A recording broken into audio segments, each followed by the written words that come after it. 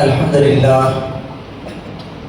لله نحمده ونستعينه ونستغفره ونؤمن به ونتوكل عليه ونعوذ بالله من شرور أنفسنا ومن سيئات أعمالنا من يهده الله فلا مضل له ومن يضلله فلا هادي له ونشهد أن لا إله إلا الله وحده لا شريك له ولا نذير له ولا وزير له ولا هادي له ولا مشير له ولا معين له وصل على سيد الرسل وخاتم الأنبياء المبعوث إلى كافة للناس بشيرا ونذيرا وداعيا إلى الله بإذنه وسراجا منيرا صلى الله عليه وعلى آله وأصحابه وبارك وسلم تسليما كثيرا أما بعد فأعوذ بالله من الشيطان الرجيم بسم الله الرحمن الرحيم إنا نحن نزلنا الذكر وإنا له لحافظون وقال تعالى في مقام آخر الذين آتيناهم الكتاب يتلونه حق تلاوته أولئك يؤمنون به ومن يكفر به فأولئك هم الخاسرون قال النبي صلى الله عليه وسلم القرآن حجة لك أو عليك وقال عليه الصلاة والسلام أهل القرآن هم أهل الله خاصة أو كما قال عليه الصلاة والسلام.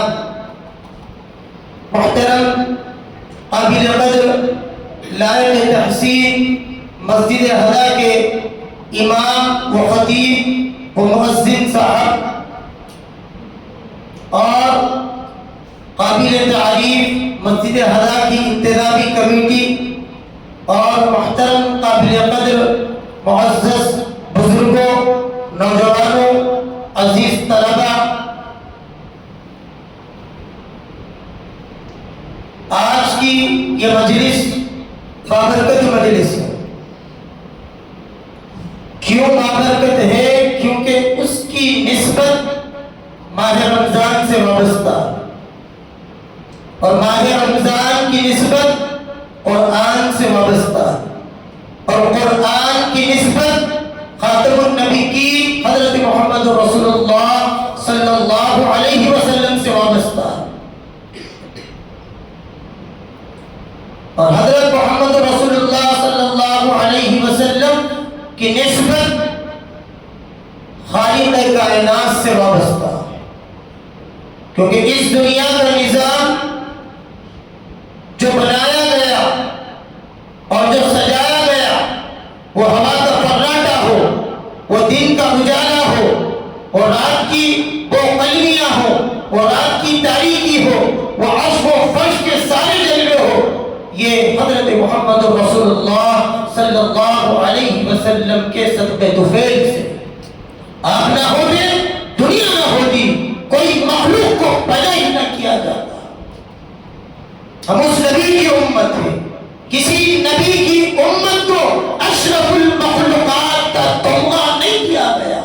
یہ اعزاز کسی قوم کو حاصل نہیں، کسی امت کو حاصل نہیں ہے، یہ اس امت کو حاصل ہے. حضرت محمد رسول اللہ صلی اللہ علیہ وسلم کا ساری امت پر سب سے بڑا احسان ہے. اور اس امت کے اوصاف کیسے ہونا چاہیے، اس امت کے اخلاق کیسے ہونا چاہیے. اور یہ آخری عشرہ چل رہا ہے اور یہ تیسری تعبیرات ہے. گزشتہ تعبیرات میں مجھے بتایا گیا تلاش شب قدر کے اور آخری عشرے کی فضیلت کے عنوان پر خطاب ہو چکا ہے، اور آج مجھے جو عنوان دیا گیا قرآن اور حافظ قرآن کا مقام، اس کی قدر و منزلت، صاف بات کہوں گا، درست بات کہوں گا، پوری امانت داری کے ساتھ کہوں گا، پوری دیانت داری کے ساتھ کہوں گا کیونکہ کسی قوم کو خوش کرنا نہیں، کسی انسان کو خوش کرنا نہیں، اس مسجد کے ذمہ داروں کو خوش کرنا نہیں، یا بیٹھے ہوئے میرے بھائیوں میں سے کسی فرد کو خوش کرنا میرا مقصد نہیں ہے۔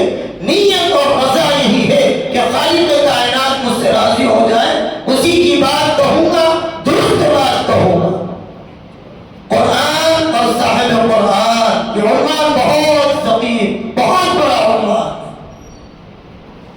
قرآن جو آج ہماری مساجدوں میں طاقخانوں بالاخانوں کے اندر رکھا ہوا ہے، قرآن جو ہمارے مکانوں میں اور ہمارے حجروں کے اندر طاقخانوں میں سجا کر رکھا گیا ہے، ہاں ہو سکتا ہے رسمی طور پر اس قرآن کی عظمت ہمارے دل میں حقیقی طور پر نہیں ہے، کیونکہ قرآن کا حق یہ ہے، بتایا گیا حدیث کی کتابوں کے اندر، نبی رحمت صلی اللہ علیہ وسلم نے یہ بات ارشاد فرمائی ہے کہ قرآن مجید کا حق یہ ہے کہ تم قرآن مجید کا پورا ادب و احترام کرو، اس پر کسی طرح کا کوئی قدر غبار نہ ہو، سب سے اونچی جگہ، سب سے معیاری جگہ، پوری نظافت کے ساتھ قرآن مجید کو رکھنے کا، اہتمام کرنے کا حکم دیا گیا ہے۔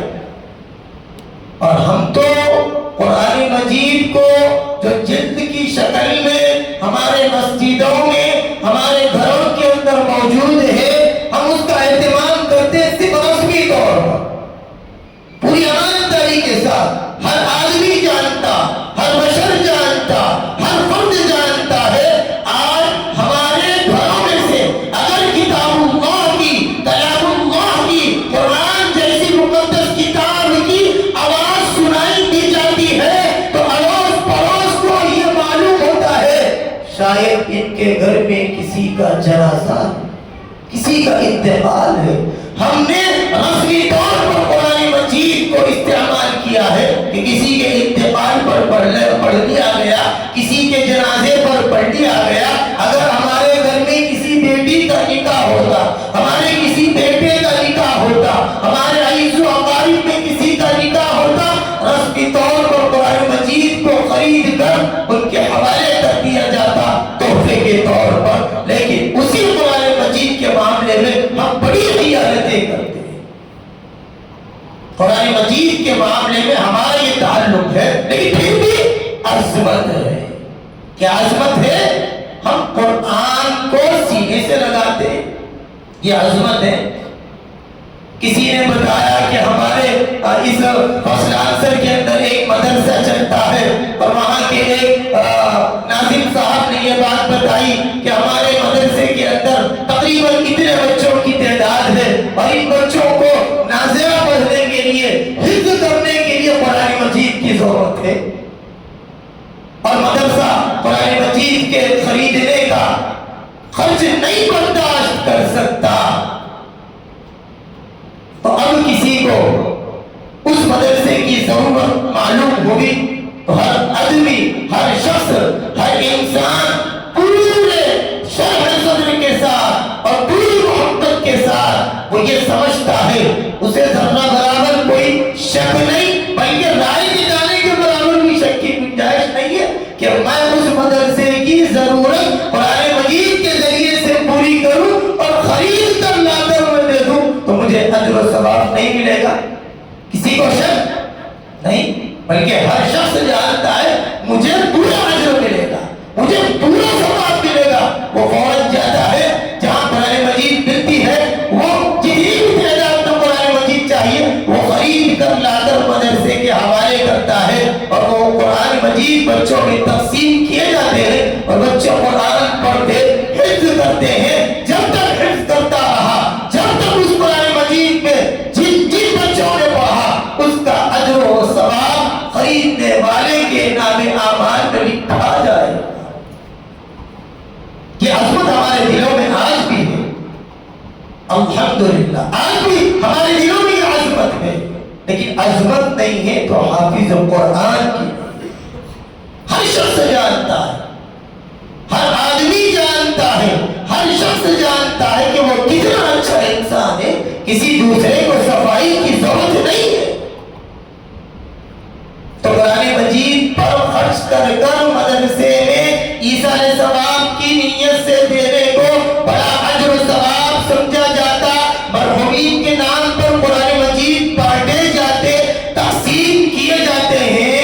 لیکن جن سینوں میں قرآن مجید محفوظ ہو ان کے تعلق سے ہمارے دلوں میں کیا مقام ہے، ہمارے دلوں میں کیا مرتبہ ہے۔ حافظ قرآن کا مقام اتنا اونچا ہے، اتنا اونچا ہے، فرمایا محمد رسول اللہ صلی اللہ علیہ وسلم نے صحابہ کرام سے فرمایا یہ وہ لوگ ہیں جو اللہ والے ہیں۔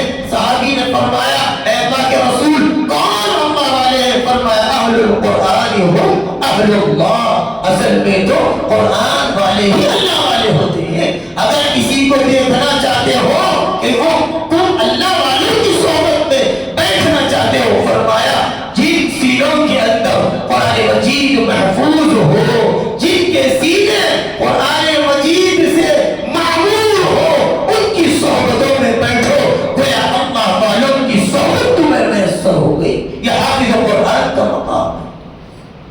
آج وہ مقام ختم ہو چکا۔ آج مساجد کے ائمہ جو علماء ہے، جو حفاظ ہے، حقیقی معنی میں ان کی کوئی قدر و منزلت نہیں ہے، جن کے پیچھے ہم نماز پڑھتے، جن سے ہم قرآن سیکھتے۔ ہمارے گھر میں کسی کے انتقال کرنے پر اسی نے اس کی نماز جنازہ پڑھائی، وہی اس کی قبر پر فاتحہ پڑھتا، وہی اس کے لیے مغفرت کی دعا کرواتا ہے، لیکن اسی حافظ قرآن کے تعلق سے ہم بے ادبی کرتے ہیں، ہم بد کلامی کرتے ہیں، ہم دل میں کینہ رکھتے ہیں، ہم دل میں نفرت رکھتے ہیں، اسی امام کے پیچھے ہم نماز پڑھتے ہیں اور اسی امام کی ہم برائی کرتے ہیں۔ جن کے سینوں میں قرآن اس کے نسبت محمد رسول اللہ صلی اللہ علیہ وسلم سے وابستہ ہے۔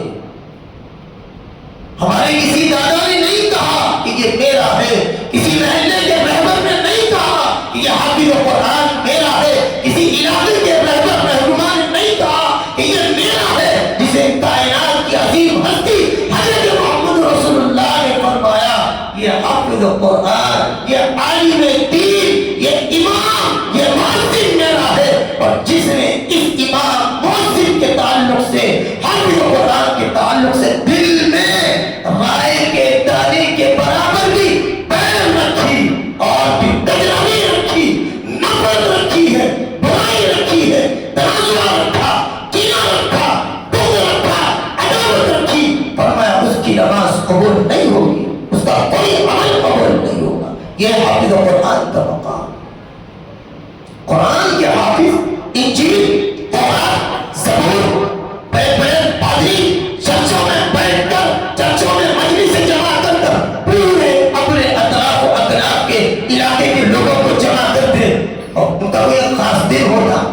ہماری مسجدوں میں اس امت محمدیہ کو یہ شرف حاصل ہے، یہ اعزاز حاصل ہے، اور یہ کلام اللہ، یہ کتاب اللہ، یہ قرآن جیسی مقدس ترین کتاب، فرقان مجید والی کتاب، اس کتاب کو یہ اعزاز حاصل ہے۔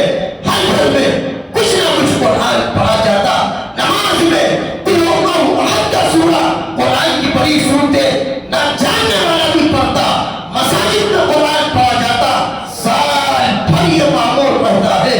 لیکن تورات کے ماننے والے، زبور کے ماننے والے، انجیل کے ماننے والے، ان کی تو یہ حالت ہے، کوئی ایک خاص دن 6 مہینے 3 مہینے میں ایک دن مقرر کر لیتے، تمام لوگ جمع ہوتے، ایک پادری عالم ہوتا جو انجیل کا ہوتا، جو زبور کا ہوتا، جو تورات کا ہوتا، اسے بھی تورات یاد نہیں، وہ بھی انجیل کا حافظ نہیں، وہ بھی زبور کا حافظ نہیں، وہ بھی تورات کا حافظ نہیں ہے، بس وہ دیکھ کر وہ تعلیمات کو بیان کرتا اور پڑھ کر سنا دیتا ہے۔ لیکن قرآن ایک ایسی مقدس کتاب ہے، ہر سال ماہ رمضان کی نسبت سے پورے عالم کے اندر، جگہ جگہ مساجد کے اندر، مکانات کے اندر قرآن مجید کو تراویح میں سنانے کا اہتمام کیا جاتا ہے۔ ایک حافظ بتا دے انجیل کا، ایک حافظ بتا دے زبور کا، ایک حافظ بتا دے تورات کا۔ آپ کو کوئی حافظ نہیں ملے گا، حافظ ملیں گے تو اللہ کی کتاب کے حافظ ملے گا۔ جن کے سینے میں قرآن ہو ان کے ساتھ ہمارا معاملہ کیسا ہونا چاہیے؟ قرآن کو خرید کر کسی مدرسے میں ایصال ثواب کی نیت سے دینے کو سب سے بڑا اجر سمجھا جاتا ہے۔ جن علماء پر، جن حفاظ پر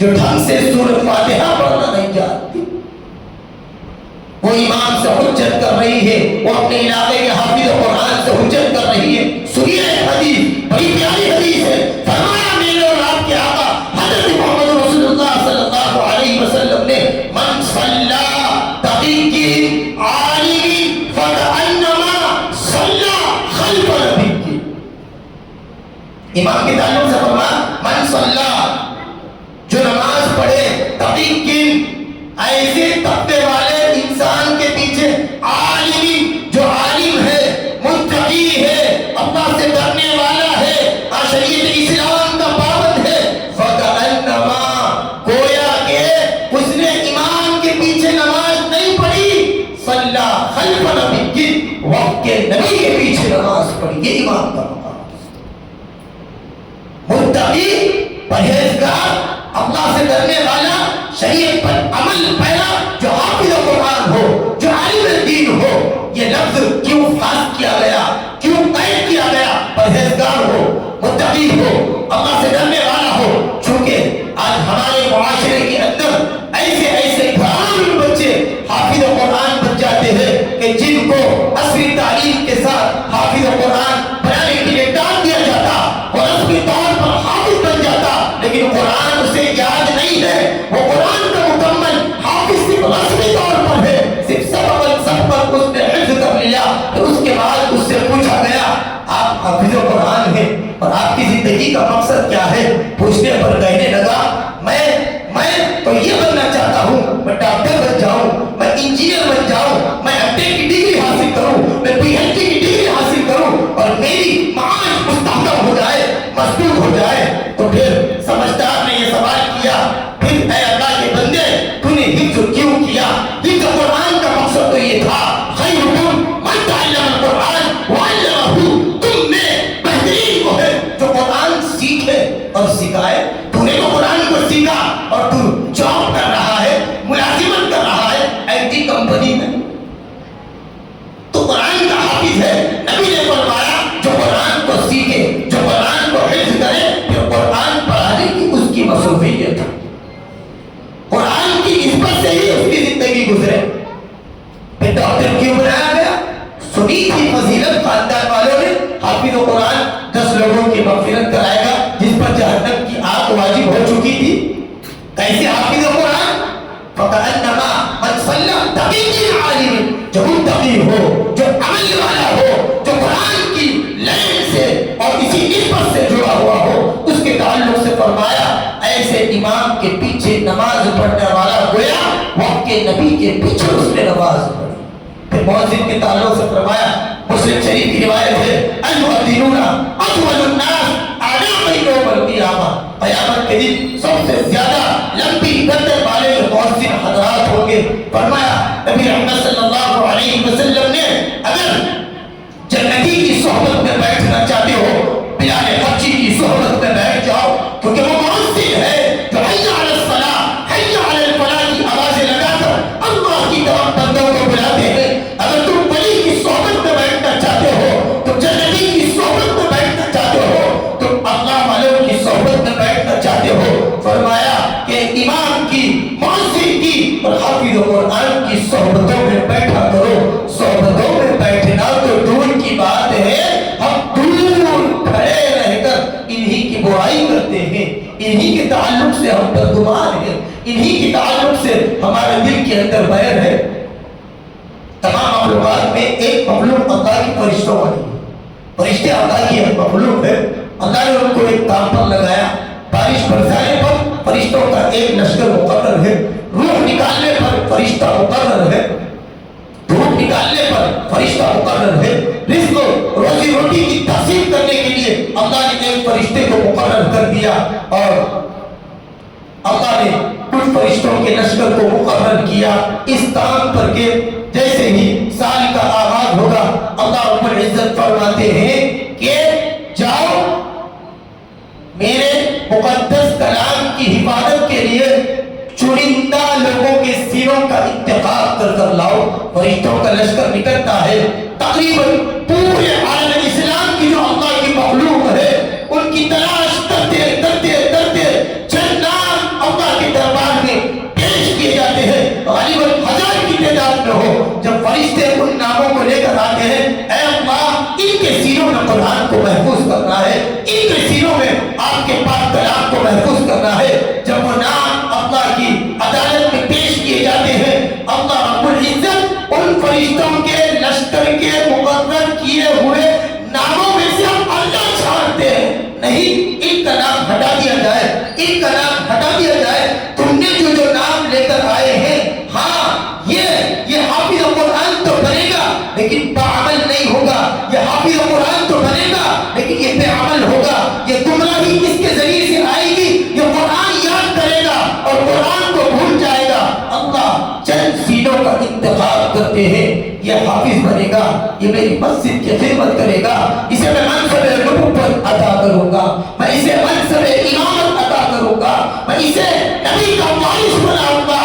وہ سینوں کو اللہ رب العزت انتخاب کرتے ہیں، پھر وہ بچوں کا داخلہ مدرسوں میں ہوتا ہے، اور پھر مدرسوں میں داخل ہونے کے بعد اللہ رب العزت انہی کو توفیق دیتے ہیں جس سے اللہ رب العزت بے پناہ محبت کرتے ہیں کہ یہ بچہ حافظ بنے گا، یہ عالم بنے گا، یہ مسجد کا امام ہوگا، یہ مسجد کا مؤذن ہوگا۔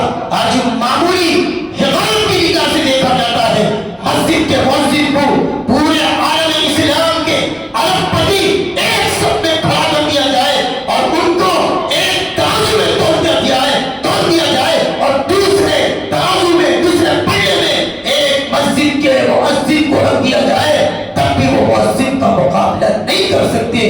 اللہ کی نظر میں یہ اونچا مقام ہے، ایک حافظ قرآن کا، ایک عالم دین کا، آج وہ مقام ہم نے ختم کر دیا۔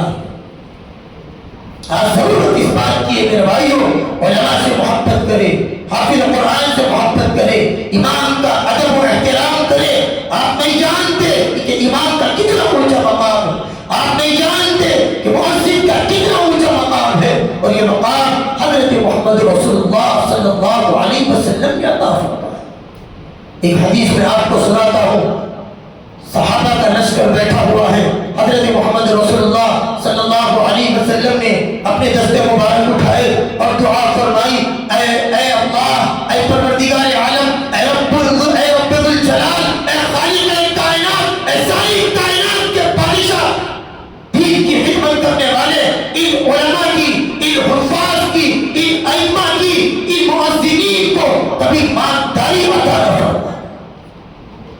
حضور نے اللہ سے یہ دعا مانگی، مالداری کی دعا نہیں مانگی، کیونکہ جن کے پاس مال آئے گا وہ دین کی خدمت نہیں کرے گا، وہ یہ کہے گا کہ میں تو بزنس کر میں تجارت کر لاکھوں کروڑوں کما رہا ہوں، میں کسی اور کو تنخواہ پر اسے میں تنخواہ دے دوں، میں فلاں کسی دوسرے عالم سے، کسی دوسرے حافظ سے میں دین کی خدمت کرا لوں گا۔ فرمایا دین کی خدمت کرنے والوں سے، مسجد کی امامت کرنے والوں کے لیے، اے اللہ مسجد کی مؤذنی کرنے والوں کے لیے، اے اللہ فقر و فاقہ رکھنا،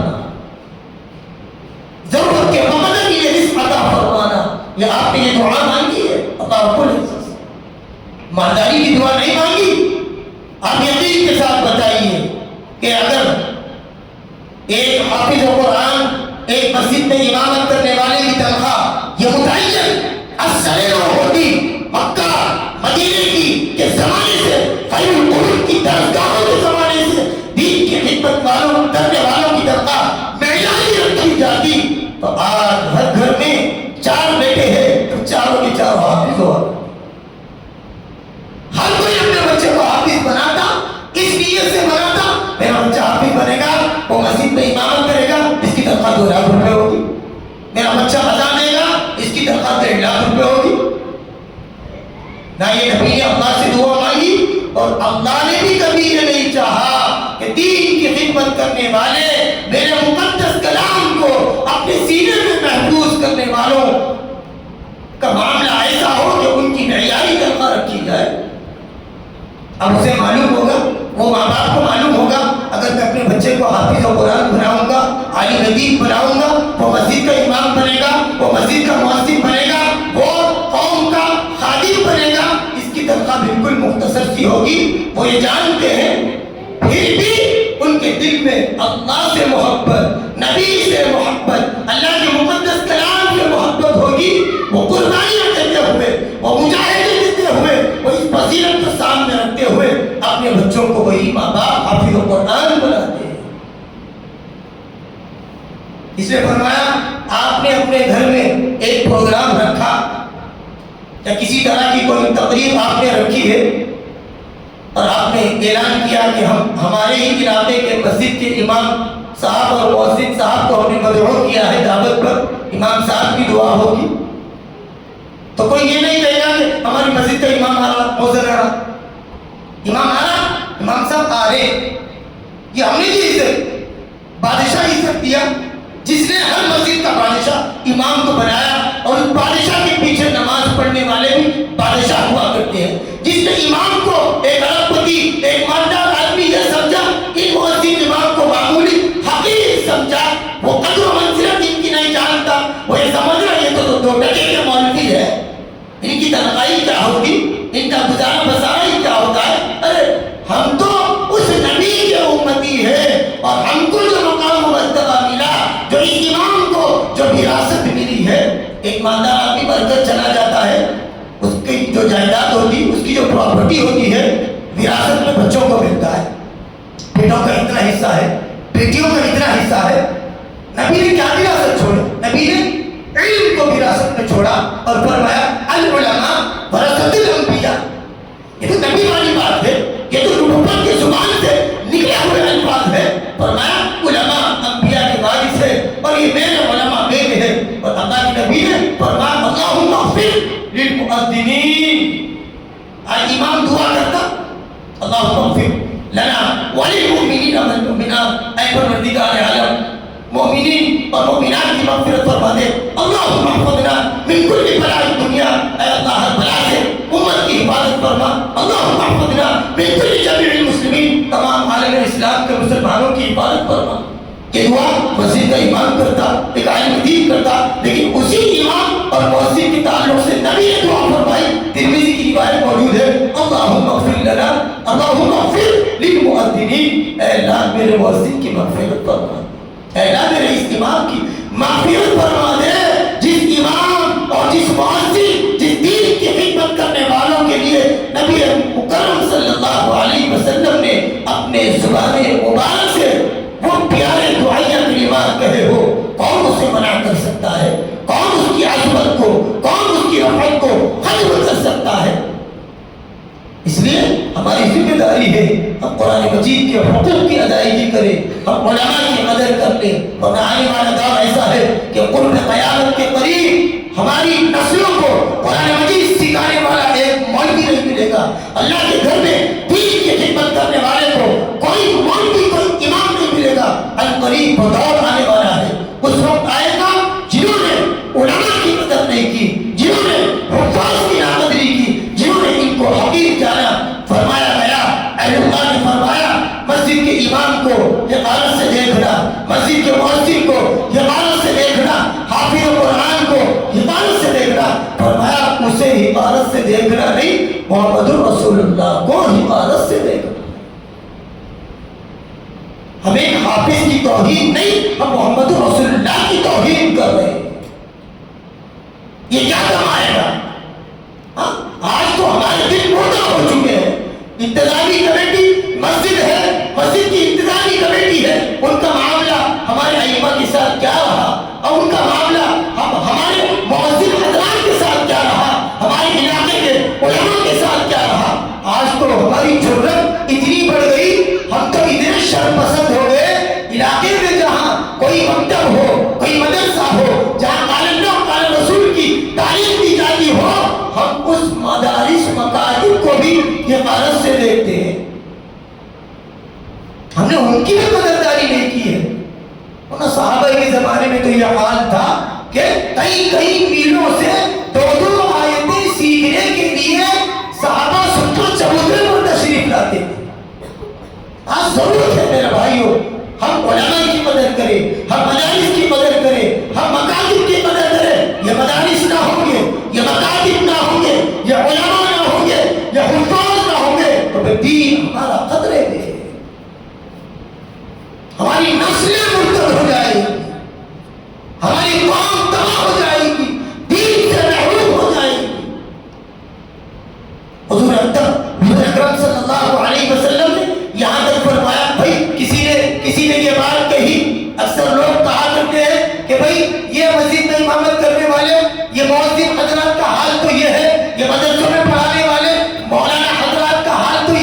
کہ ان کی تنخواہیں بالکل مختصر سی ہوتی ہے، یہ تو کسی کا تصور تو یہ بنا ہوا ہے.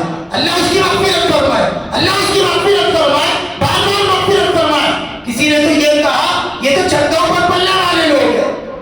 استغفر اللہ ربی من کل ذنب ونتوب. ہمارا یہ تصور بن چکا ہے یہ چھتوں پر پلنے والے لوگ ہیں. حضور اکرم صلی اللہ علیہ وسلم کے زمانے میں بیت المال ہوا کرتا تھا. بیت المال کسے کہتے ہیں؟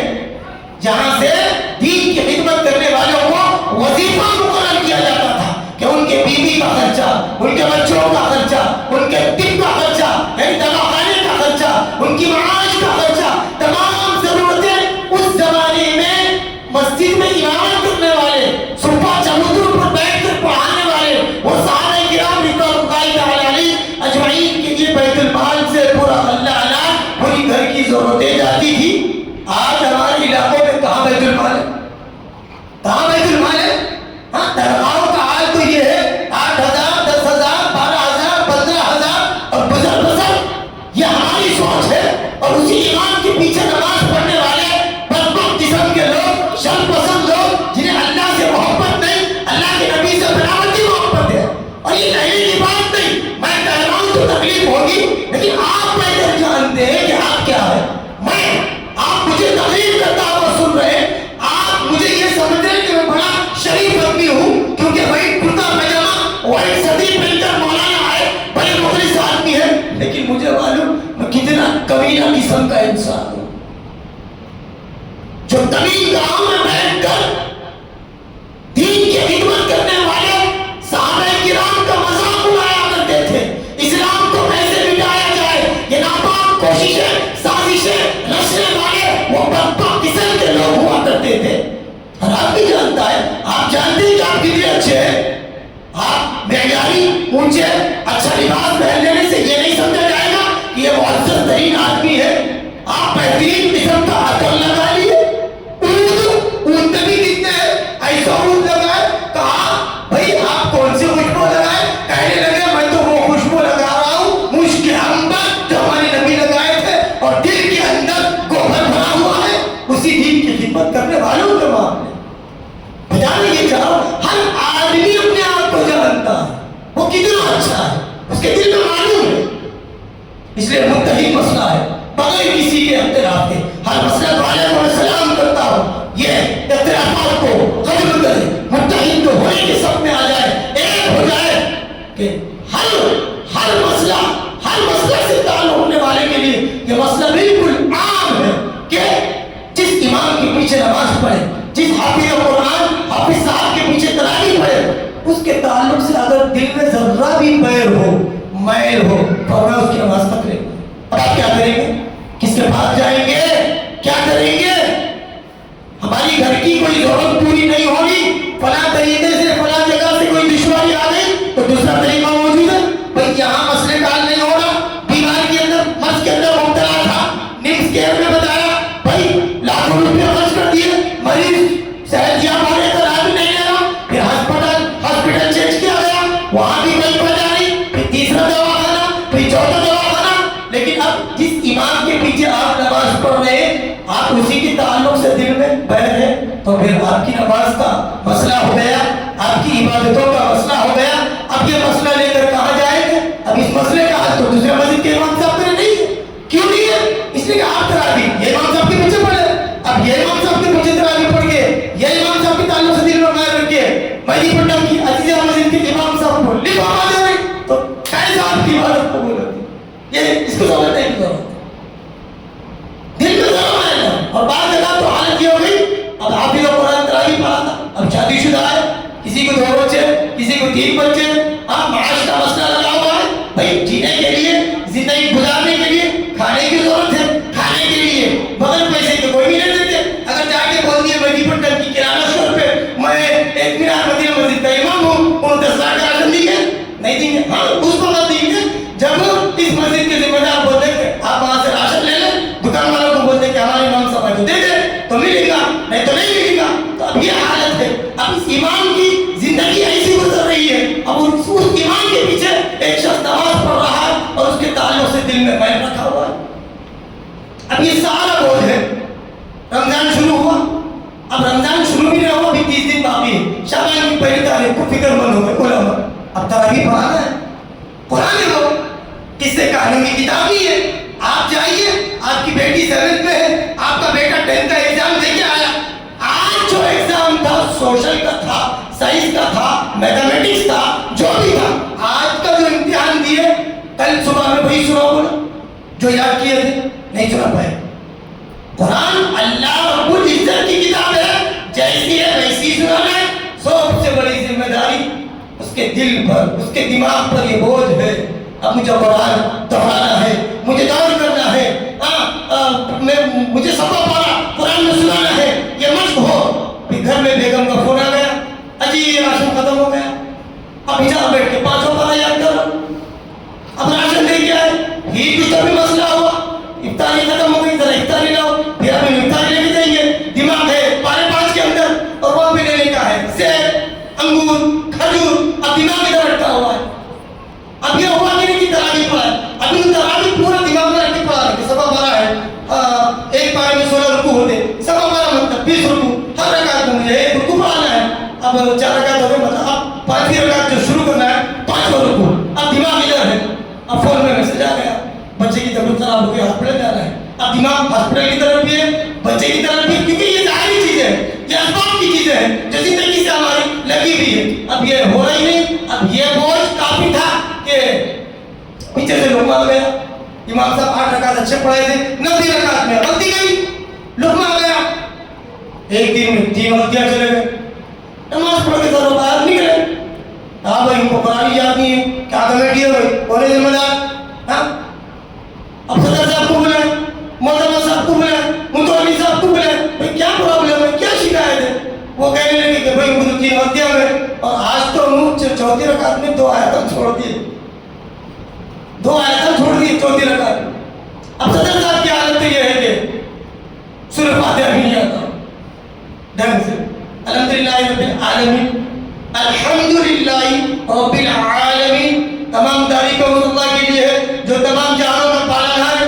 اور یہ متولی صاحب اور پیچھے نماز پڑھنے والے لوگ یہ پڑھتے کہ الحمدللہ رب العالمین, مطلب الحمد ہاں کو ہاں پڑھ دیا, الحمد کے معنی تعریف, الحمد کے معنی رب العالمین, عالم کا رب العالمین حمزہ سے تعریف دینے والا, مطلب جھولا جھلانے والا وہ ہے جس کی تعریف اللہ کے لیے ہے, اور جو تکلیف دینے والا ہے, مطلب ناراضی میں غلطی ہو جاتی ان کو وہ بھی نہیں آتا. اچھا امام صاحب 3 غلطیاں ہوئی, اب امام صاحب کو ڈانٹ, امام کو باتیں کی جا رہی ہے, جس امام کے پیچھے نماز ہو رہی ہے اسی امام کو سمجھایا جا رہا ہے کہ آپ ایسا نہیں کرنا چاہیے. سنیے, ایک مرتبہ حضرت محمد رسول اللہ صلی اللہ علیہ وسلم نماز پڑھا رہے تھے, قرآن پڑھتے پڑھتے ایک آیت آپ سے چھوٹ گئی, اس کے بعد والی آیت ہو رہا ہے. اب صحابہ میں جو آپ کے صحابہ تھے, اب وہ نماز میں یہ سوچ رہے ہیں, یہ گمان کر رہے ہیں کہ اچھا آپ صلی اللہ علیہ وسلم یہ آیت نہیں پڑھے, اس کا مطلب یہ آیت منسوخ ہو گئی, مطلب یہ آیت کو ڈیلیٹ کر دیا گیا, یہ آیت نہیں ہے. جیسے ہی نماز ختم ہوئی آپ کے قریب آئے, فرمایا اے اللہ کے رسول صلی اللہ علیہ وسلم فلاں آیت کیا منسوخ ہو گئی, کیا اللہ رب العزت سے نکال دیا؟ فرمایا نہیں نہیں, اصل میں مجھ سے بھول ہو گئی. فرمایا کیا نماز ہو جائے گی؟ ہاں انا اعطیناک الکوثر فصل لربک وانحر ان شانئک هو الابتر. اتنی مقدار کے بقدر امام پڑھ لیا, پھر اس کے بعد 1-2 آیتیں چھوٹتی بھی نہیں, بعد میں وہ یاد آیا دوہرا لیا, نماز تو ہو جائے.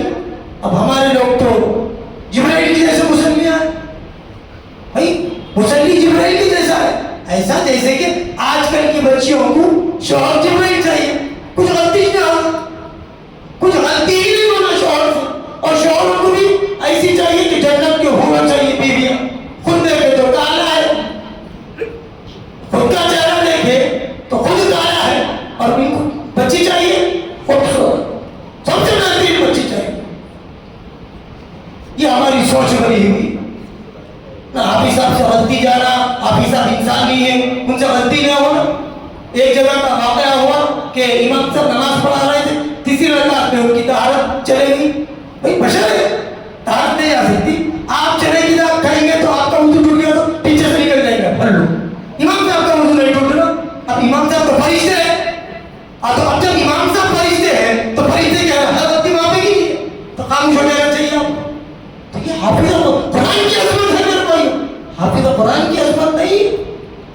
حافظ قرآن کی عظمت نہیں ہے. میں میری مسجد کی بات کروں, مدینہ مسجد گلشن گارڈن تقریباً 15 سال چل رہا میرا وہاں. اس سے پہلے میں ابھی اس مسجد میں چینج کیا ہوں, وہ میری 23ویں مسجد ہے مدینہ مسجد. وہاں کے مصلی قابل تعریف ہے, اب یقین کریے قابل رشک ہے. میں جو بات بول دیا نہ صدر صاحب کی کوئی بات نہ متولی صاحب کوئی بات, امام صاحب بول دی ختم ہو گئی بات. اور کبھی ڈانٹے تو بھی ایک روپ میں الگ مدینہ نیچے نماز پڑھتے, لیکن امام صاحب بول دیے بول دی. لیکن میں نے دیکھا اپنی زندگی میں ان کے دلوں میں عظمت, ان کے دلوں میں ادب ہے احترام. تو ہماری بھی ذمہ داری ہے اور قرآن مجید کے ساتھ ساتھ حافظ قرآن کی عظمت اپنے دل میں بیدار کریں. آج ختم ہو گئی, خاص کر اس مسجد میں نماز پڑھنے والے جتنے بھی احباب ہیں, آپ حضرات تو قدردان ہوں گے, لیکن بتا رہا ہوں معاشرے کا حال ہمارا کیا ہو گیا ہے. ہمارے گھر میں اے سی ہے, ٹھیک ہے, ہمارے گھر کا کرنٹ کا بل آتا 4000 روپے, اور کبھی ہم نے غیبانے میں امام کے گھر پر حاضری دی ہے؟ ہم نے کبھی امام کے گھر پر حاضری دی ہے؟ مطلب نہیں. کیوں حاضری ہم نے نہیں دی؟ کیونکہ ہم امام کو نوکر سمجھتے ہیں. نوکر کو سمجھنے والے جتنے پیچھے نوکر آئے وہ نوکر سبھی بنتے ہیں. اگر بادشاہ سمجھتے تو آپ بھی بادشاہ ہوتے. آپ امام کی خبر گیری اس لیے نہیں کر رہے کیونکہ آپ امام کو امام نہیں سمجھتے, آپ امام کو نوکر سمجھتے. جسے نبی نے فرمایا کہ یہ میرا ہے, یہ میرا ہے. اور حافظ قرآن کے تعلق سے یہاں تک فرمایا گیا, اللہ قیامت کے دن فرمائیں گے وہ حافظ قرآن جس کو پورا قرآن یاد ہو, وہ حافظ قرآن جو باعمل ہو, وہ حافظ قرآن جو متشرع ہو.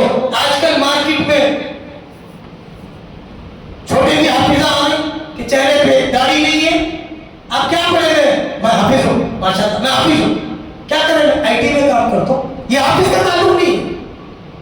خیرکم من تعلم القرآن وعلمہ. اس لیے حافظ قرآن بہت سوچ سمجھ کر اپنے بچوں کو پڑھانا. ماں باپ کو بھی آزمائیں دیں, فضیلت سن کر اسکول پڑھاتے ہوئے حفظ کرا دے رہے ہیں. اسکول والوں کو تو پیسے چاہیے. اگر اسلامیات کا بھی ہم رکھ دیے 5000 ادھر آ جاتے.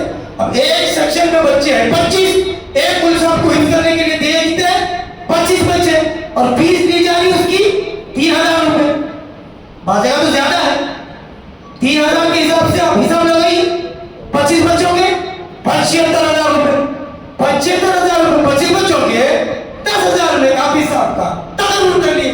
حافظ صاحب کو مل رہے 10000, اسکول کے جو چیئرمین صاحب ہیں مطلب وہاں بھی وہ صاحب رہے گا. یہ حالت ایسے حافظ قرآن بنا رہے. فرمایا حافظ قرآن بن کر حفظ اگر بچہ بھول گیا, قرآن یاد نہیں رکھا, تو اس کو قیامت کے دن سفر کی شکل میں اٹھایا جائے. آپ پڑھیے کتاب, اور ماں باپ کے لیے تو بہت بڑی وعید ہے.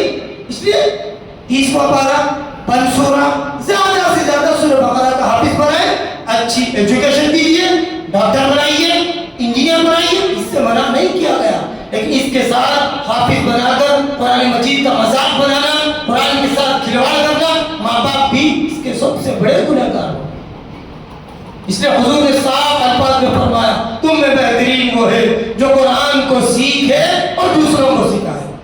مطلب حفظ کرنے کے بعد اب دوسرا آپشن آپ کو نہیں ہے, اسکول کی تعلیم نہیں ہے, یہ ہے کہ آپ قرآن کی خدمت سے جڑ جائیں. آپ بچوں کو مشق کرائیں, قرآن پڑھائیں, آپ سورتیں پڑھائیں. اسی لائن سے جڑنا ہے, اسی لائن سے جو جڑے رہے گا اس کا قرآن باقی رہے گا. اور جو اس لائن کو چھوڑ دے گا, آپ کئی مسلم حضرات ایسے جن کو 20 سورہ یاد ہے, آپ ایک مہینے تک نماز پڑھنا چھوڑ دیجیے, وہ سورہ پڑھنا چھوڑ دیجیے, آپ سورتیں بھول جائیں. تو ایک حافظ قرآن 30 پارے 6666 صفحے اپنے سینے کے حروف اپنے سینے کے اندر محفوظ رکھا, اور پھر یہ قرآن کی لائن چھوڑ دیا. وہ دنیا کی تعلیم کے اندر, کاروبار کے اندر مشغول ہو گیا. آپ بتائیے قرآن آہستہ آہستہ آہستہ اس کے سینے سے نکلتا چلا جائے گا, اسے پتا بھی نہیں. قرآن مجید کے حقوق بھی ادا کرنا ہے. ڈاکٹر بننا بہتر ہے, انجینئر بننا بہتر ہے, آئی ٹی کمپنی میں جاب کرنا بہتر ہے, سعودی عرب جا کے کمانا بہتر ہے, امریکہ میں بہترین ملازمت کے مقام پر رہنا بہتر ہے. بہترین نہیں ہو سکتے, بہتر ہے, بہترین نہیں ہو سکتے,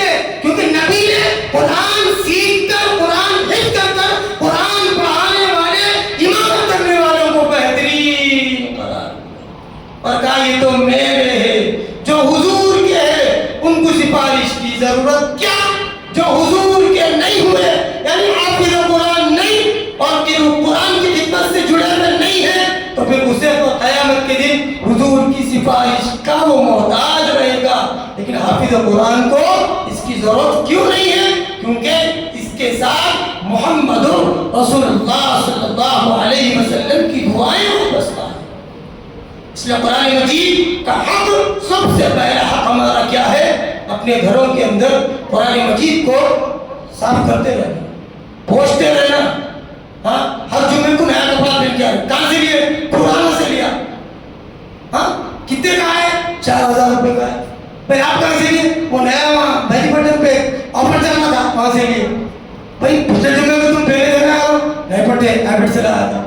اب کہاں سے لائے؟ بھائی بٹن سے لائے. اب یہ تیسرے جمعے کو کہاں سے آیا؟ ہمارے ماما دبئی سے آ رہے تھے, دبئی کے بڑے مالک ہے.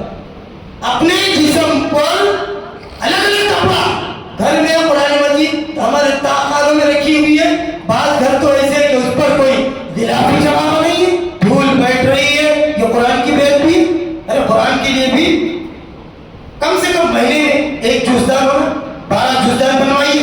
کبھی پنک کلر کا, کبھی لال کلر کا, کبھی گرین کلر کا, کبھی الگ الگ سجا کے رکھیے. کبھی موقع ملا روزانہ ایک صفحہ پڑھنے کی ضرورت نہیں, ایک پارہ پڑھنے کی ضرورت نہیں. سونے سے پہلے یہ معمول بنا میں 3 آیت روزانہ پڑھوں گا. یہ قرآن کا حق ہے. قرآن کو ہمیشہ صاف کرتے رہیے. اس کے اندر کوئی گندگی نہیں رہنا, اس کے ساتھ کوئی بے ادبی کا معاملہ نہیں ہونا. جو قرآن کی بے ادبی کرتا ہے, حافظ قرآن تو دور کی بات ہے, حافظ قرآن تو دور کی بات ہے, قرآن کی جو بے ادبی کرتا, سینے سے لگانے کا حکم ہے.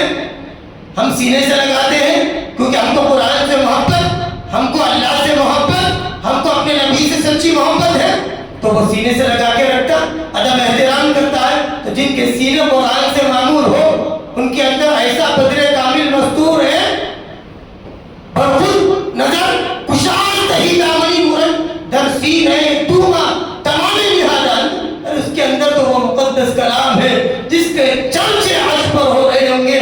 فرمایا باعمل حافظ قرآن, باعمل عالم دین کے لیے اللہ رب العزت ان کے ماں باپ کو چمکتا ہوا روشن تاج پہنایا جائے گا اور ان کے خاندان والوں کی مغفرت کی جائے گی. یہ تو دھوکے میں ہے, یہ تو غفلت میں ہے. اپنے بچوں کو حافظ بنا دیے, وہ دبئی میں جاب کر رہا, اس کا حلیہ دیکھو, اسلامی لباس نہیں, جینس پینٹ ہے, چہرے پہ نبوت والا چہرہ نہیں. اتنی نفرت ہے نبی سے, اتنی نفرت ہے نبی سے. ایک بچہ یہ کہہ رہا ہے میں میرے ابا کا بہت ادب کرتا ہوں, بڑا احترام کرتا ہوں. باپ نے یہ کہا بھلا بیٹا فلاں میڈیکل سے مجھے دوا لا کر دے کہ میری دوا وہاں ملتی ہے. بیٹا یہ کہہ رہا ہے دیکھو ابا میں آپ سے بہت محبت کرتا ہوں, میں آپ کے واسطے جان دینے تیار ہوں, لیکن میڈیکل جا کے وہاں جا کے نہ بولتے نہ ہوتا یہ ٹرافک بہت رہے, میں وہ کام نہیں کر سکتا. لیکن محبت ہے, وہ باپ کا فرما بردار ہوگا نہیں ہوگا. ہم یہ کہہ رہے ہیں اے نبی ہم آپ سے سچی محبت کرتے ہیں, ہم عاشق رسول ہیں, لیکن داڑھی رکھنا ہم سے نہیں. کیوں؟ ہم نے اسے اہمیت نہیں دی, ہم نے اسے غنیمت نہیں جانا. حضرت پیرانے پیر محبوب سبحانی قندیل نورانی تحفہ ایمانی غوث سمدانی فیوض یزدانی شیخ احمد عبد القادر جیلانی رحمۃ اللہ علیہ نے فرمایا انسان کی موت جس حالت میں ہوگی کل میدان حشر میں وہ اسی حالت میں اٹھایا جائے گا. بے داڑھی مرا, بے داڑھی اٹھایا جائے گا. بے نمازی مرا, بے نمازی اٹھایا جائے گا. غلط کام کرتے ہوئے اس کی موت آئی, اسی حالت میں وہ اٹھے گا اور اس کی مغفرت نہیں ہوگی. زندگی میں جتنا موقع یہاں دیا گیا اسی پر عمل کرنا ہے, اسی میں اللہ کو راضی کرنا, اسی میں اللہ کے احکامات کے موافق زندگی گزارنا ہے. اس نے فرمایا اپنے دلوں کو پاک کرو, ایک دوسرے کے تعلق سے, ایک دوسرے کے بھائی کے تعلق سے دل کو صاف کرے, شوہر بیوی کے تعلق سے دل کو صاف کرے. آج ہمارا معاشرہ بگڑ گیا میرے بھائیوں, کئی سال ہو گئے بیٹا باپ کی صورت دیکھنے کے لیے تیار نہیں ہے, باپ اور بیٹے کی نہیں بنتی, شوہر اور بیوی کی نہیں بنتی ہے, بھائی کے آپس میں بننے تیار نہیں ہے. اور پھر ہمارے روزے بھی ہو رہے ہیں, ہماری نمازیں بھی ہو رہی ہے, ہم سب خیر کے کام بھی کر رہے ہیں, اور بعض تو اللہ کے بندے ایسے ہیں خاندان शिकरी की, बीवी के साथ जाबराना सलूक किया, जालिमाना सलूक किया है, माँ बाप के साथ बदसलूकी वाला मामला किया, वो उम्रा भी कर रहा है, वो हज भी कर रहा है, या लोगों को इतने चक्कर दिए, काबतुल्लाह के चक्कर कर रहा है। फरमाया अल्लाह रब्बुल इज्जत फरमाएंगे कि मैं बंदे, मैं तेरी मग़फ़िरत नहीं कर सकता। अगर तू नमाज नहीं पढ़ता, बैतुल्लाह अगर मुझसे माफी मांगता तो मैं तुझे माफ कर देता, क्योंकि नमाज पढ़ना मेरा हक है। अगर तू कुरान नहीं पढ़ा, क्योंकि कुरान पढ़ना मेरा हक था, तू मुझसे माफी मांगता, मैं तुझे माफ कर देता। लेकिन ऐ बंदे, तूने अपने बाप का दिल दुखाया, तूने अपनी माँ का दिल दुखाया, तूने अपनी बीवी का दिल दुखाया, तूने अपने बड़े भाई के साथ बेटी वाला मामला किया, तूने अपने छोटे भाई के साथ शफकत का मामला नहीं किया, तूने बहन के हुकूक को दबा दिए, और जिस मस्जिद में अल्लाह की इबादत करता था उस इमाम के दिल को तूने तकलीफ पहुंचाई, उस इमाम का तूने हक अदा नहीं किया। ऐ बंदे, तू मुझसे काबतुल्लाह का गिलाफ पकड़कर इलाहा हुसैनी के साथ भीख मांग रहा है, माया मुझे माफ कर दे, मैं गुनहगार हूँ। अल्लाह फरमाते हैं कि मैं तुझे माफ नहीं कर सकता, क्योंकि तूने हुकूकुल्लाह नहीं बल्कि हुकूकुल इबाद में कोताही की है। जब तक बंदों के हुकूक अदा नहीं होंगे, उस वक्त तक तुझे जिंदगी के 40 साल की शब कदर नसीब हो जाए, लेकिन अगर तूने हुकूकुल इबाद में हक तलबी की, जब तक उनसे माफी ना मांगी है बंदे, मैं तुझे माफ नहीं कर सकता। जितने नेकियां कमाए वो सामने वाले के नामे अमाल मिटा दिए जाए। इसलिए फरमाया गया, रसूलुल्लाह सल्लल्लाहु अलैहि वसल्लम ने फरमाया कि सहाबा जानते हो मुफलिस कौन है? एक सहाबी ने कहा, अल्लाह के नबी, मुफलिस वो है जिसके पास खाने के लिए कुछ भी ना हो, जिसके पास दिरहम दीनार कुछ भी ना हो। हुजूर खामोश रहे। फिर फरमाया, नहीं, मुफलिस तो वो है जिसके नामे अमान को खोल कर देखा जाए कि नमाजों का ज़ख़ीरा है, उसने कभी तहज्जुद नहीं छोड़ी। अरे इसने तो सौ मसाजिद को तामीर कर दिया, लेकिन आखिर में एक नोट रहेगी, वहाँ लिखा रहेगा, इस शख्स से इसकी बीवी नाराज थी, इससे इसका भाई नाराज था, इससे इसके माँ बाप नाराज थे, इसने अपनी बहन के हुकूक को दबाए थे, इससे इसका मस्जिद का इमाम नाराज था, और इससे इसने अपने दिल में उलमा हुक्काम के ताल्लुक से कीना रखा था। फरमाया, जाओ इसे जहन्नम में मुंह के बल घसीट कर दाखिल कर दिया। आप अंदाजा लगाइए, आप नमाज ना पढ़ेंगे, अल्लाह के सामने गिड़गिड़ाए, मौला मुझसे गलती हो गई, मैंने आपके हक में कोताही की, अल्लाह आप मुझे माफ कर दे। अर्श से आवाज आएगी, ऐ बंदे जा, मैंने तेरे साथ गफ्फारियत का मामला किया, बाप को नाराज किया, बीवी की खातिर, और अल्लाह से माफी मांग रहा है। वो बाप का दिल सिसक रहा है, वो रो रहा है, वो तड़प रहा है। फरमा रिज़ा रब्बी रिज़ल वालिदी व सख़त रब्बी व सख़तल वालिदी। बाप की रजा में अल्लाह की रजा, बाप की नाराजगी में अल्लाह की नाराजगी। अल जन्नतु तहता अक़दामिल उम्महात, माँ के कदमों के नीचे जन्नत है। बीवी की भाम की बातों में आकर माँ को ज़लील कर दिया, घर से बेघर कर दिया, अल्लाह के दरबार से और इबादतों से तुझे बेघर कर दिया गया। और कुछ तो ऐसा तबका है, माँ बाप के बातों में आकर बीवी के साथ एतदाल नहीं, शफकत का मामला नहीं, बल्कि चपाहियत का मामला किया, मार पीट का मामला किया, और अपनी बीवी के साथ अपना मामला सही नहीं रखा। जब तक बीवी माफ नहीं करेगी, अल्लाह रब्बुल इज्जत हमारा कोई अमल कबूल नहीं करता। इधर माँ बाप के हुकूक भी अदा करना, इधर मखलूक के हुकूक भी अदा करना, इधर बीवी के हुकूक भी अदा करना। एक बात कहकर अपनी बात को मुकम्मल करता हूँ। अम्मा जान आयशा सिद्दीक़ा अफ़ीफ़ा ताहिरा रज़ियल्लाहु अन्हा कमसिन उम्र थी, आप सल्लल्लाहु अलैहि वसल्लम की ज़ौजे मुतहरा है। आपको एक दिन कहा, अल्लाह के नबी सल्लल्लाहु अलैहि वसल्लम, मुझे फलां खिलौना पसंद है, वो आप मेरे लिए आते हुए लाइए। अब हुजूर दीन की मेहनत के लिए चले गए। जब आखिर में आप रात को आए, इधर अम्मा जान आयशा इस इंतजार में है कि मेरे लिए फलां चीज आने वाली है, बेफिक्र है, मुंतज़िर है। आप सल्लल्लाहु अलैहि वसल्लम हुजरे में दाखिल हुए, और आपकी सुन्नत क्या थी? चेहरे पे मुस्कुराहट, अस्सलामु अलैकुम व रहमतुल्लाहि व बरकातहू। ये सुन्नत रसूल है। अपने घरों में दाखिल हो, मुस्कुराता हुआ चेहरा हो, बाहर के टेंशन, बाहर की मुसीबतें, बाहर की परेशानियां अपनी जगह, وہ اس طریقے سے اپنے گھر میں داخل ہو. اب اما جان عائشہ نے جواب دیا وعلیکم السلام یا حبیب اللہ، اور انتظار میں ہے اور حضور کو توجہ بھی نہیں ہے. آپ بھول گئے. تھوڑی دیر کے بعد کہنے لگی میں نے آپ سے کچھ لانے کے لیے کہا تھا. اللہ کے نبی علیہ السلام نے فرمایا اے میری پیاری عائشہ میں بھول گیا تھا. حضرت اما جان عائشہ ناراض ہو گئی، بچپنا تھا اور اپنے چہرے کو یوں پھیر لیا. آپ دیکھیے حضور علیہ السلام قریب آئے اور قدموں کے پاس بیٹھے اور اما جان عائشہ کے دونوں گھٹنوں پہ ہاتھ رکھا، دستے مبارک رکھا. فرمایا میری پیاری عائشہ، میری نقطے جگر مجھے معاف کر دے. اما جان عائشہ اٹھ کر کھڑی ہو گئی، آپ کے آنکھوں میں آنسو آ گئے. کہنے لگی اے اللہ کے نبی آپ شوہر میرے بعد میں ہیں، پہلے آپ اللہ کے حبیب ہیں. تو بیوی کے ساتھ اس طریقے سے پیش آئے، محبت سے سمجھائے، کیونکہ عورت کو ٹیڑھی پھسلی سے پیدا کیا گیا ہے. ارے وہ ہے جس نے اپنے ماں باپ کو چھوڑا، اپنے گھر بار کو چھوڑا اور ہمارے لیے وہ حیا کا ذریعہ بنی، عفت پاک دامنی کا ذریعہ بنی، جس نے ہم کو زنا سے بچایا. اس کا معاملہ ہمارے ساتھ کیسا ہو. حضور اما جان عائشہ روٹیاں ڈال رہی ہے، حضور روٹیوں کو سیک رہے ہیں، کبھی جھاڑو لگاتے، کبھی برتن دھوتے. کیا ہمارا معمول اپنے گھروں میں اس طریقے کا ہے؟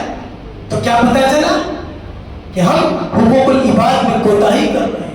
حقوق العباد میں سب سے پہلا ماں باپ کا ہے، دوسرا حق بیوی کا ہے، تیسرا حق تمام بندوں کے حقوق ہے. اس نے فرمایا جس کو شب قدر آخری عشرے میں نصیب ہو جائے ان چار لوگوں کی مغفرت نہیں ہو سکتی. نمبر 1 شرک کرنے والا، نمبر 2 ماں باپ کا نافرمان، نمبر 3 دلوں میں کینہ بغض نفرت رکھنے والا، نمبر 4 رشتہ داروں سے تعلق توڑنے والا. یہ حقوق العباد میں ہے. رشتے حقوق العباد میں ہے، ماں باپ کا حق حقوق العباد میں ہے. اس لیے میرے بھائیوں ابھی بھی وقت ہے، ابھی بھی 2 راتیں باقی ہے. اللہ سے امید رکھے، کیونکہ تمام مساجد کے اندر 27 شب کو 26 رمضان کو جو پیر کو اب آنے والی ہے ختم قرآن کرایا جاتا. کیونکہ یہ بعض روایتوں سے ثابت ہے، اگرچہ کہ 5 راتوں میں تلاش کرے لیکن پھر بھی شب قدر کی تعین زیادہ امکانات 26 رمضان کو 27ویں شب کو ہے.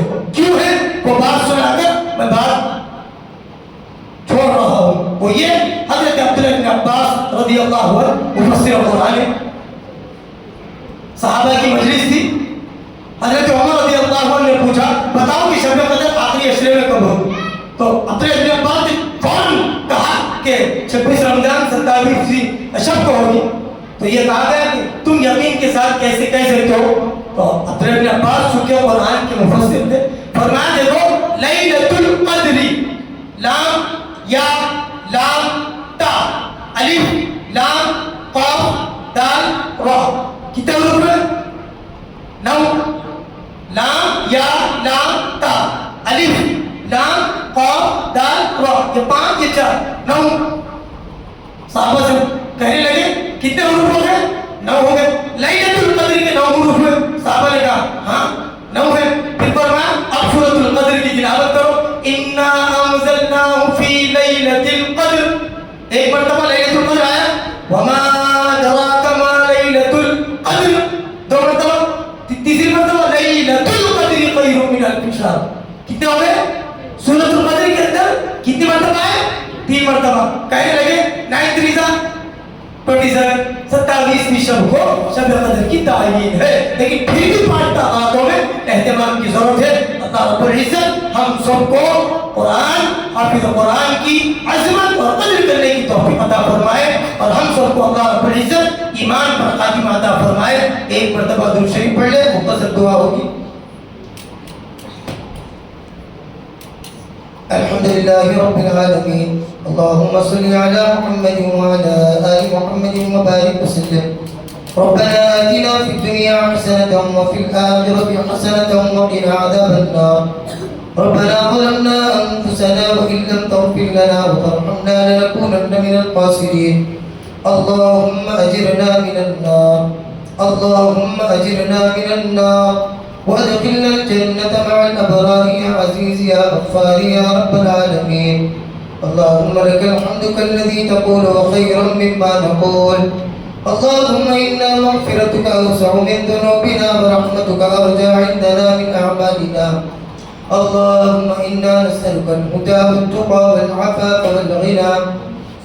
اللهم اجعلنا من الذين يستمعون القول فيتبعون حسنا. اللهم فك رقبتنا من النار ونعوذ بك من السلاسل والأغلال. اللهم إنك عفو تحب العفو فاعف عني. اللهم إنك عفو تحب العفو فاعف عنا. اللهم إنك عفو كريم تحب العفو فاعف عنا يا كريم. لا إله إلا أنت سبحانك إنا كنا من الظالمين. اللهم ارحمنا يا أرحم الراحمين ويا أكرم الأكرمين ويا ذا القوة المتين ويا بديع السماوات والأرض ويا ذا الجلال والإكرام. اے اللہ ہمارے گناہوں کو معاف فرما. اے اللہ ہمارے خطاؤں کو درگزر فرما.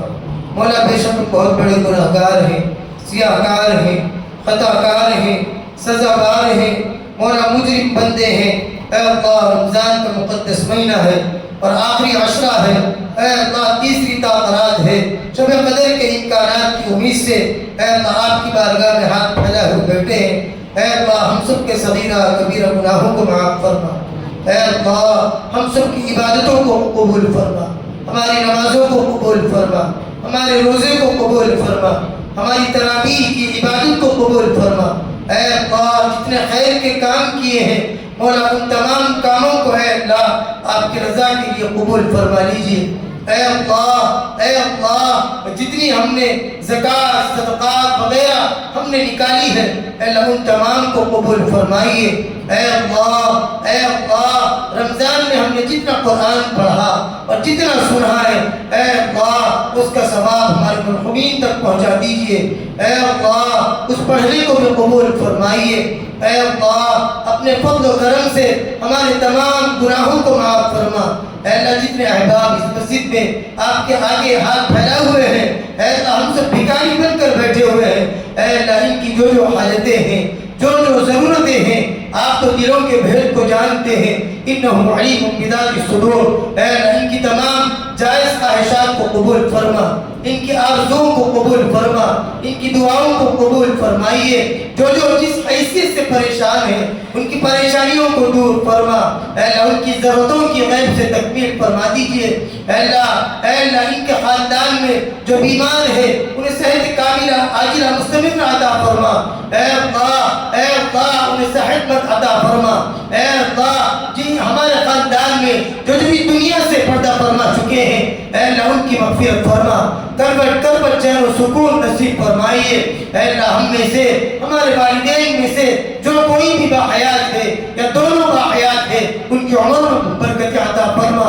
اے اللہ جو اس دنیا سے پردہ فرما چکے ہیں اے اللہ ان کی قبر میں چین و سکون نصیب فرما. ان کی بار بار مغفرت فرما. اعلیٰ علین میں جگہ نصیب فرمائیے. اے اللہ ان کی اولاد کو نیک و صالح بنا دیجیے. خیر کے کام کرنے والا بنا دیجیے. مولا عالم اسلام کے تمام مسلمان جہاں کہیں بھی آباد ہے اور جن حیثیتوں سے وہ پریشان ہیں ان تمام کی پریشانیوں کو دور فرما. اے اللہ بہو بیٹیوں کے عزتوں کی حفاظت فرما. اللہ کئی بیٹیاں گھرانوں میں ایسی ہے جن کے نکاح نہیں ہوئے، بھائی پریشان ہے ان کے نکاح کو لے کر، ماں باپ پریشان ہے بچیوں کے نکاح کو لے کر. مولا غیب سے ان کے لیے پاکیزہ رشتے عطا فرمائیے. مولا ہم میں سے جن کے نکاح ہو چکے زوجین میں محبتیں پیدا فرما. ہر بری آفت سے ان کی حفاظت فرما. ہر شر سے حفاظت فرما. ہر فتنے سے حفاظت فرما. حاسدین کی حسد سے حفاظت فرما. کاذبین کے کذب سے حفاظت فرما. منافقین کے نفاق سے حفاظت فرمائیے. اے اللہ میاں بیوی کے درمیان مودت و رحمت والا معاملہ پیدا فرما. اے اللہ ماں باپ کا فرما بردار بیٹا بنا دیجیے. اے اللہ ہم کو سب کو لے کر چلنے والا بنا دیجیے. ہمارے دلوں کو پاک کر دیجیے. مولا حقیقت میں ہمارے دل گندے ہیں. مولا اللہ جمیل ویحب الجمال. آپ کے محبوب نے فرمایا آپ بہت خوبصورت ہے اور آپ پاک لوگوں کو خوبصورت دل والوں کو پسند کرتے ہیں. اور ہمارے دل تو ایسے ہیں ہم جن کے پیچھے نماز پڑھتے ان کے تعلق سے ہمارے دل میں میل ہے. ان کی عظمت نہیں کرتے کرتے ہیں. حقیقت میں ایسا نہیں ہے. ہمارا اللہ ہم گمراہ ہو چکے ہیں. ہمیں ہدایت عطا فرمائیے. اے اللہ ہمارے دلوں میں محبتیں پیدا فرمائیے. حقوق العباد میں جتنی حد تلفیاں ہوئی ہے مولا فردن ایک ایک سے مل کر ملاقاتیں کر اے اللہ ان سے معافی مانگنے کی توفیق عطا فرما. کیونکہ مولا آپ کے حبیب نے فرمایا کہ رات کو سونے سے پہلے ایک دوسرے کو معاف کر کے سویا کرو, کیونکہ موت دوبارہ ملاقات کا وقت نہیں دیتی. اے اللہ ہمیں موت سے پہلے اس کی تیاری کرنے کی توفیق عطا فرما. موتو قبل ان تموتو, آپ کے پیارے حبیب نے فرمایا مرنے سے پہلے مرو, یعنی مرنے کی تیاری کرو. مولا مرنے کی تیاری مولا بنا دیجئے. مولا ہم دھوکے میں ہیں, ہم غفلت میں ہیں, کیونکہ مولا ہم نے رمضان کو مہمان سمجھا, جبکہ مہمان تو ہم ہیں. کیونکہ مولا مہمان کبھی کبھار آتا ہے, رمضان تو ہر سال آتا ہے. کیا پتا آئندہ رمضان ہم کو ملے یا نہ ملے. مولا ہم سب مہمان ہیں, یہ رمضان ہمارا قبول فرما. اس میں ہونے والی ٹوٹی پھوٹی عبادتیں قبول فرمائیے. اے اللہ کم سے کم تاخیراتوں میں بازاروں میں گھومنے سے ہماری حفاظت فرما. اے اللہ جتنے اس مسجد میں اس وقت بیٹھے ہوئے ہیں مولا یہ نہیں بیٹھے, آپ نے انہیں بیٹھنے کے لیے قبول فرمایا. اے اللہ آپ نے فرمایا میں انہی کو قبول فرماتا ہوں جن سے میں محبت کرتا ہوں. اے اللہ ہمیں محبت میں کامل والا بنا دیجئے, آپ کو فرما بردار بنا دیجئے. جتنے بیٹھے ہوئے ہیں اے اللہ ان کے ماں باپ کی حیات طویل فرما. اے اللہ ان کی ماں باپ کی حیات طویل فرما. جو کاروبار کے اندر مصروف ہے ان کے کاروبار میں برکتیں عطا فرما. ان کے رزق کے دروازوں کو کھول دیجئے. ان کے رزق کے دروازوں کے لیے وسعتیں عطا فرمائیے. اے اللہ مسلمانوں کی حفاظت فرما, عالم اسلام کے مسلمانوں کی حفاظت فرما. مسلمانوں کے معاش کو مستحکم بنا دیجئے. اے اللہ مسلمان جہاں کہیں بھی آباد ہو انہیں سر بلندی عطا فرما, انہیں فتح عطا فرما, انہیں کامیابی عطا فرما. اسلام کی حفاظت فرما, اسلام کی حقانیت کی حفاظت فرما. اللہ اسلام کو غلبہ نصیب فرما. باطل فرعونی طاقتوں کو نیست و نابود فرما.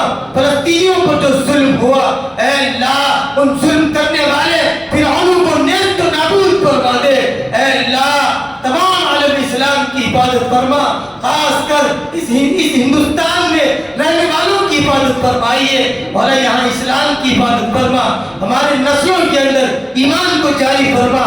رمضان کے بعد والی زندگی بھی رمضان جیسی بنا دیجئے. مولا نمازی بنا دیجئے, قرآن والا بنا دیجئے, قرآن سے محبت کرنے والا, صاحب قرآن سے محبت کرنے والا بنا دیجئے. مولا مدارس سے محبت فرما, مکاتب سے محبت فرما.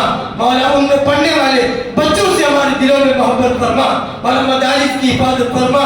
باطل فرعونی طاقتیں اے اللہ مدارس کو ختم کرنے کی, مکاتب کو ختم کرنے کی ناپاک کوششیں کر رہی ہے, اور اس کی حفاظت اے اللہ علماء کر رہے ہیں, حفاظ کر رہے ہیں, ائمہ کر رہے ہیں. اے اللہ اللہ والوں نے فرمایا جس بستی کے اندر جب مسجد موجود ہو اس مسجد میں نمازیں ہوتی ہو, اور اس مسجد میں اذان دینے والا مؤذن, اور اس مسجد میں نماز پڑھانے والا امام, اے اللہ اس امام کی برسالین پر آمین کہنے والے تمام مسلموں کی برکت سے, اور اذان دینے والا حی علی الصلاۃ حی علی الفلاح کی آوازیں لگا کر ہمیں آپ کی بارگاہ میں بلانے والا وہ مؤذن, اے اللہ ان کی برکت سے آپ نے ہمارے علاقوں کو محفوظ رکھا ہے. ان علماء کی برکت سے ہمارے گھرانے محفوظ ہے. اے اللہ ان علماء کی قدر ہمارے دلوں میں پیدا فرمائیے. مولا جو مانگا اسے بھی قبول فرما. آپ کے محبوب نے جتنی خیر کی دعائیں مانگی اس میں ہم سب کا حصہ شامل عطا فرما.